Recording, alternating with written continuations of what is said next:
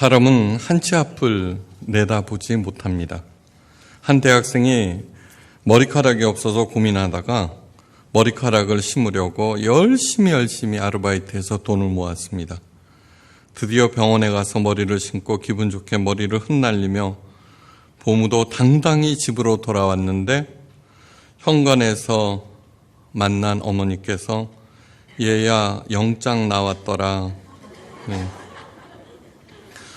그래서 애는 애대를 쓰고 낭패당하기 일쑤입니다. 장고 끝에 악수 난다는 말도 있습니다. 살려고 머리를 쥐어뜯으며 찾은 수가 막상 보니 죽을 수였다는 것입니다. 아직도 내 자신이 어리석다는 것을 모르는 사람, 철이 덜 든 사람입니다. 여로보암이라는 사람이 있습니다. 성경은 여로보암에 대해서 다음과 같이 설명합니다. 이 사람 여로보암은 큰 용사라 솔로몬이 이 소년의 부지런함을 보고 세워 요셉 족속의 역사를 감독하게 하였더라.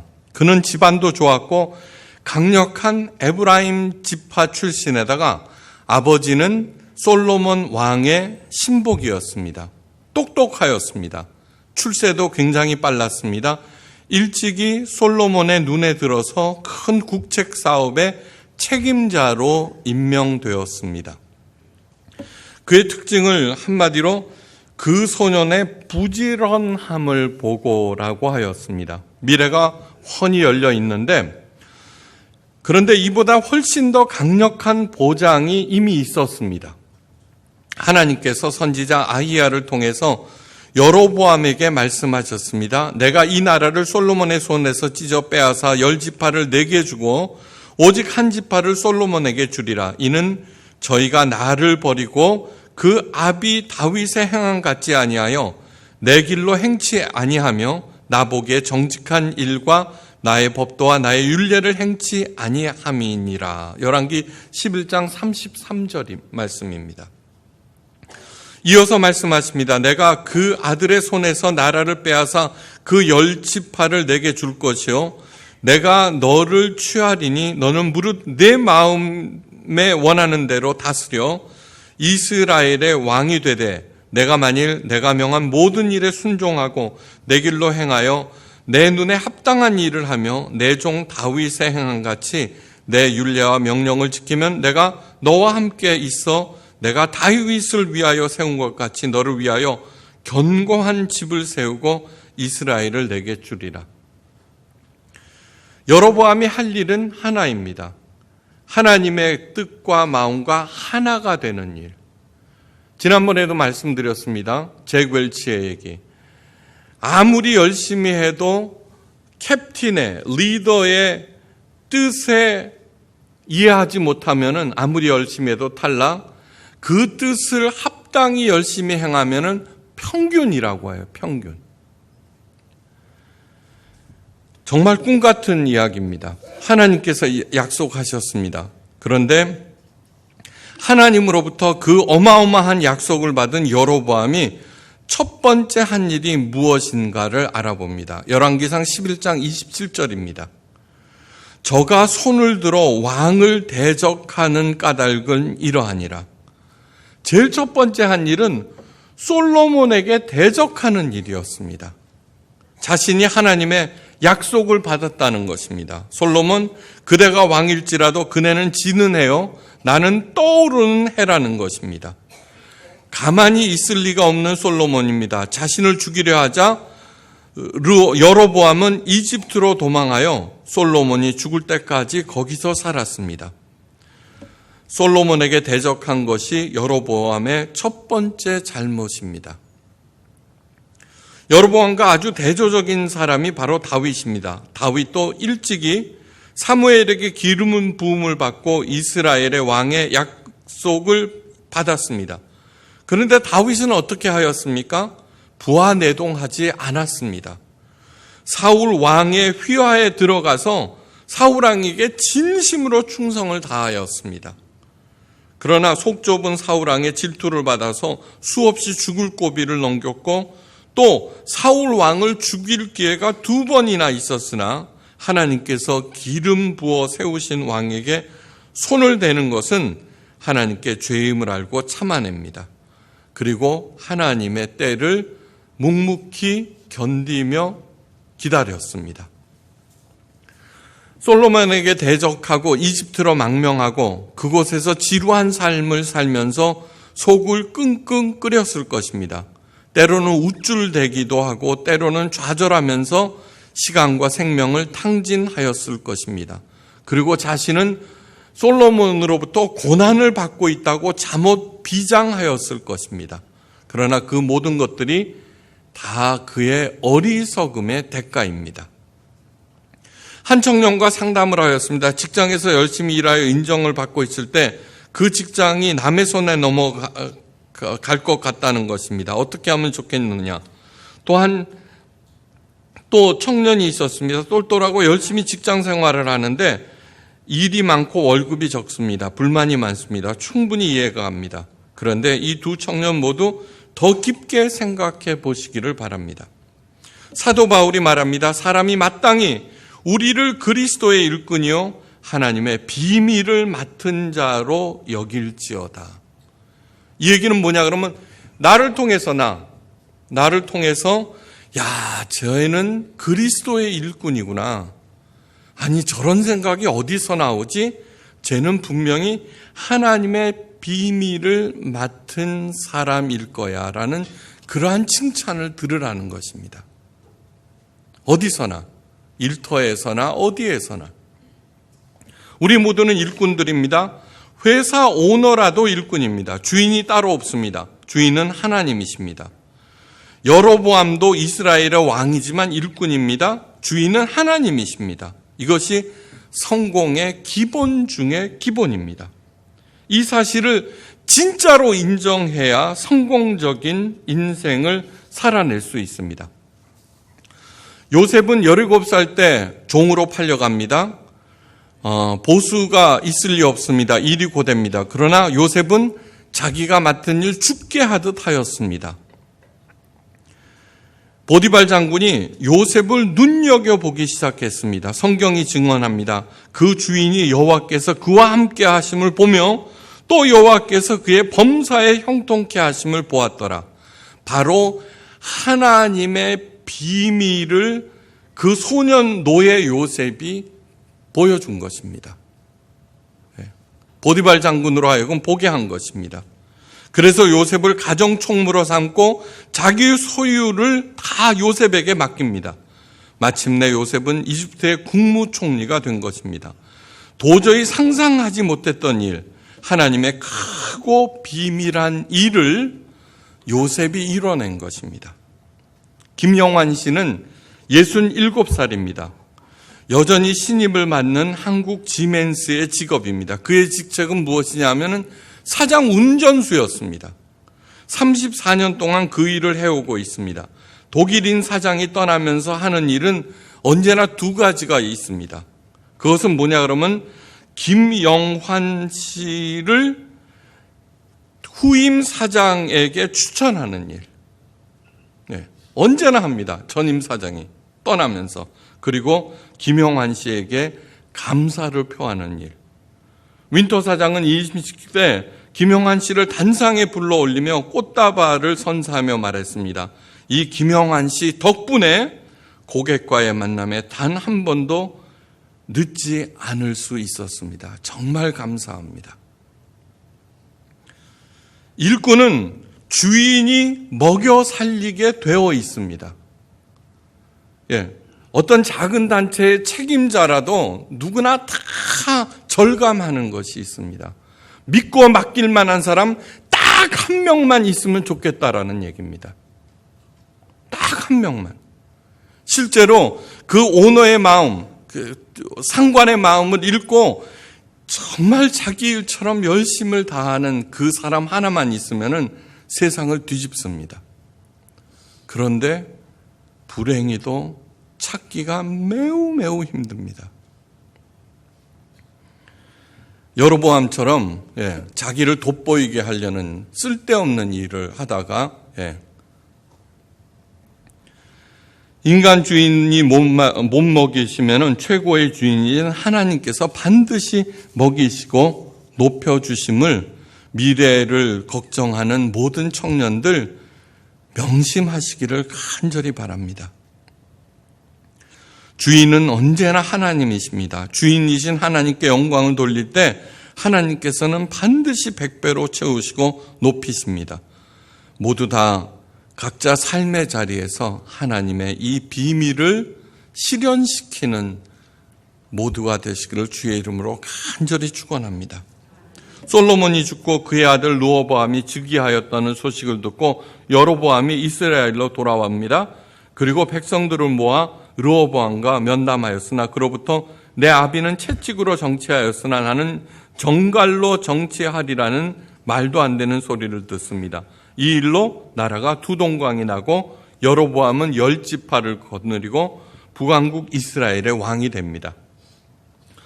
그리고 나머지 두 지파는 남왕국 유다가 되어서 르호보암이 다스리게 됩니다.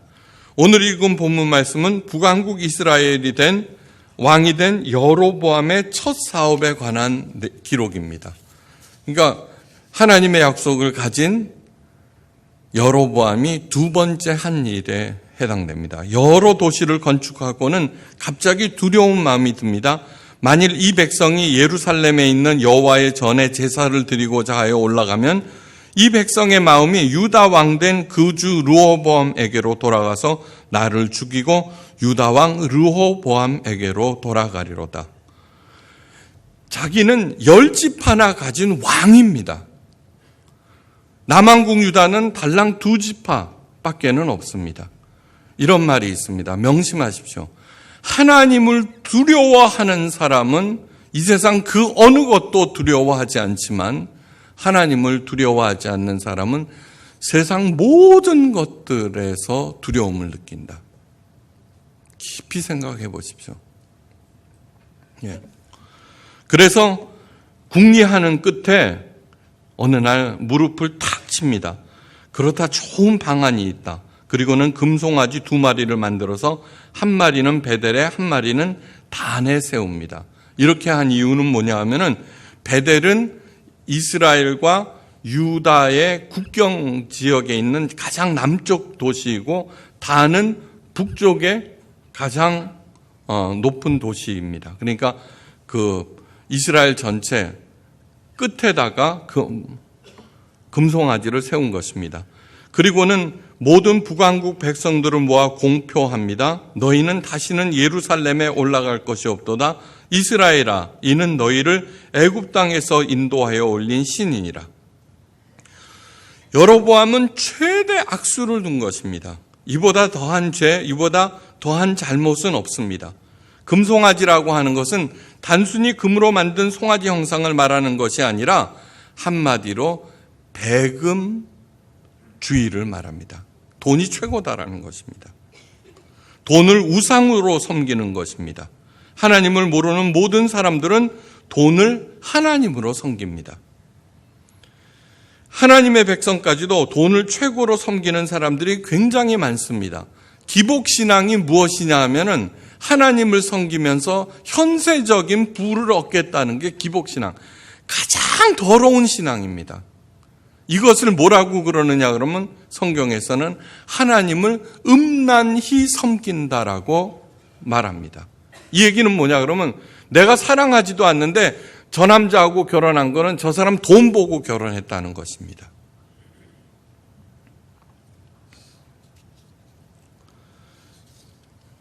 교회 다니면서도 돈이 최고다라는 생각을 하고 있다면 믿음이 전혀 없다고 해도 절대로 틀린 말이 아닙니다. 예수님께서 친히 말씀하십니다. 한 사람이 두 주인을 절대로 섬기지 못할지니 혹 이를 미워하며 저를 사랑하거나 혹 이를 중히 여기며 저를 경히 여길미라. 너희가 하나님과 재물을 겸하여 섬기지 못하느니라. 마태복음 6장 24절 말씀입니다. 은밀하게 섬겨도 심판을 받을 터인데 여로보암은 아예 금송아지를 만들어 높이 세우고는 이는 너희를 애굽 땅에서 인도하여 올린 너희 신이라고 선포합니다. 이것으로 여로보암은 끝난 것입니다. 끝난 것입니다. 제가 늘 말씀드립니다. 지금 내가 무슨 생각을 하고 있는지 판단하여 보라. 만약 그것이 하나님의 뜻에 합당한 것이 아니라면 아무리 겉으로 잘 나간다고 하더라도 그는 끝난 것입니다. 회개하고 돌아오셔야 합니다. 금송아지 최초의 사건은 무엇입니까? 광야에서 모세형 아론이 세운 것이 금송아지입니다. 금송아지를 섬겨서는 절대로 안 됩니다. 다시 말해서 돈을 섬겨서는 안 됩니다. 바울이 경고합니다. 돈을 사랑함이 일만하게 뿌리가 되나니 이것을 사모하는 자들은 미혹을 받아 믿음에서 떠나 많은 근심으로서 자기를 찌르는도다. 디모데전서 6장 10절 말씀입니다. 돈이 중요하지 않다는 것이 절대로 아닙니다. 돈은 분명 굉장히 중요합니다. 꼭 있어야 합니다. 그러나 그 돈이 아무리 중요해도 하나님 자리에 앉아서는 절대로 안 된다는 것입니다. 돈을 쫓아간다고 얻어지는 것이 아닙니다. 돈이라고 하는 것 역시 하나님께서 관장하고 계시므로 그 돈을 잘 사용하는 사람, 그 일을 더욱 열심히 하라고 하나님께서 공급하시는 것이 바로 재물들입니다. 어떤 농부에게 얘기를 들었습니다. 사람이 열심히 일하면은 풍년이 드는데 풍년은 쌀 벼 한 가마를 심으면 20가마를 얻는 것이 풍년이라고 합니다. 근데 우리 하나님께서는 30배부터 시작합니다. 인간의 노력, 이미 말씀드렸습니다. 자기가 애를 써서 우물을 파는 것 역시 죄라고 하였습니다. 이스라엘이 범한 죄, 하나님을 믿지 아니한 죄, 스스로 우물을 판 죄라고 하였습니다. 하나님께서 주시는 이 약속의 말씀, 이것을 왜 믿지 아니하고 정말로 모든 것을 맡기고 하나님의 영광을 드러내려고 하는 그 일을 왜 안 하는지, 바로 그 일들을 통하여서 하나님께서 공급하고 계신다는 것을 증명하는 것이 참 하나님의 자녀들의 본분입니다. 돈을 사랑하면 일만하게 뿌리입니다. 그 쓴뿌리는 오직 성령의 뜨거운 불로 태울 수 있고 금송아지는 오직 말씀의 돌판으로만 깨트릴 수가 있습니다. 모세는 형 아론이 세운 금송아지를 시내산에서 받은 돌판으로 깨트려 버리고 그 금송아지를 가루로 내어서 이스라엘 백성에게 먹습니다. 그때 수천 명이 죽었습니다. 남왕국 유다 왕 르호보암이나 북왕국 이스라엘 왕 여로보암이나 모두 다 바보입니다. 여기서 보자가 들어갔는데 바보 보자입니다. 그냥 바보면 자신만 고생하면 되는데 영악한 바보, 잘난 체하는 바보, 자기가 어리석다는 것을 모르는 바보, 게다가 왕이어서 그래서 백성들이 고생하게 되는 것입니다. 저는 르호보암과 여로보암을 연구하면서 마음이 굉장히 답답했습니다. 르호보암은 천하 솔로몬의 아들이요, 여로보암도 하나님께서 택하신 인물임에도 왜 저 모양들인가? 이스라엘에 사람이 없다는 것입니다. 인물이 없다는 것입니다. 하나님의 마음에 합한 지도자가 없다는 말입니다. 이제 열왕기를 계속해서 들을 텐데 정말로 하나님의 마음에 합당한 왕을 찾기가 하늘의 별 따기보다 더 어렵습니다.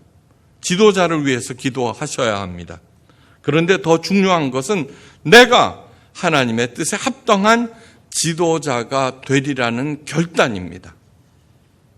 그리고 예수님께서 하시는 그 길을 따라서 실제로 가는 것, 하나님께서 반드시 높이십니다. 하나님의 지도자는 목적이 달라야 합니다.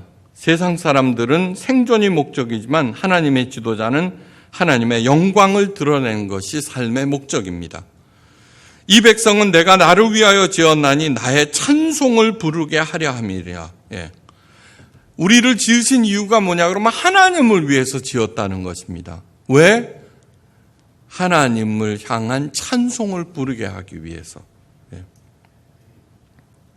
하나님의 찬송을 부르는 것, 그것이 곧 하나님의 영광을 드러내는 것을 말합니다. 짐 엘리엇은 휘튼 대학원을 수석으로 졸업하고 교수직이 보장되어 있었습니다. 그러나 그는 복음을 들어본 적이 없는 에콰도르의 아쿠아족을 향해서 떠납니다. 그러나 그는 아쿠아족의 손에 무참히 살해되고 마는데 그의 나이는 28살이었습니다. 죽기 직전에 쓴 일기장에 다음과 같은 말이 기록되어 있습니다. 아무리 붙잡아도 붙잡을 수 없는 헛된 것에 절대 투자하지 말라. 영원히 빼앗기지 않는 영광을 위하여 투자하는 삶을 살며 그러한 삶을 미련하다고 하지 말라. 짐 엘리엇은 수많은 청년들로 하여금 하나님의 영광을 위한 삶을 꿈꾸게 하는 그 일을 한 것입니다. 내가 하는 일이 어떤 일이냐, 월급이 얼마나 많으냐, 그것이 절대로 중요하지 않습니다. 무슨 일을 하든 상관없습니다. 그 일을 통해서 하나님께 영광을 돌리기로 결단하시기를 간절히 바랍니다. 하나님의 영광에 집중하면 위대한 미래가 반드시 열립니다. 하나님의 지도자는 기쁨이 달라야 합니다. 세상이 주는 덧없는 기쁨, 천박한 즐거움을 배설물로 여깁니다. 세상 사람들은 돈만 생기면 해야하지만 아니요. 하나님께서는 하나님의 영광을 돌리는 삶은 내가 과거에 어떠한 잘못을 범하였다고 하더라도 그 모든 과거까지도 그 영광을 드러내는 밑거름이 되게 하십니다. 그러므로 진심으로 하나님께 영광을 돌릴 때 그 사람에게는 회한이 있을 수가 없습니다. 하나님 나라 건설을 위하여 서로 격려하면서 살리는 동지에 성령 하나님께서 주시는 모든 근심과 걱정을 불사르는 하나님의 평강, 하나님께서 주시는 칭찬과 면류관을 사모하는 그러한 기쁨을 추구하면서 삽니다. 사랑하는 성도 여러분, 진정한 지도 한 사람이 나라를 살리고 사람들을 행복하게 합니다. 각자의 삶의 자리에서 그 일을 행하시는 여러분 되시기를 주의 이름으로 간절히 축원합니다. 하나님께서 반드시 풍성하게 베풀고도 남음이 있게 공급해 주십니다. 기도하십니다. 이제 하나님의 참 자녀로서 내 삶의 자리에서 다른 사람들을 살리는 그 일을 통해 하나님의 크고 비밀한 그 일들을 이루기로 결단합니다. 하나님께서 인도하시고 공급하여 주심을 믿사오니 제 믿음대로 되게 하여 주시옵소서. 그래서 나 살고 여러 사람들이 살아나는 그 아름다운 기적의 주인공들이 되게 하옵소서. 감사드리며 모든 말씀 예수 그리스도의 이름으로 간절히 기도하옵나이다. 아멘.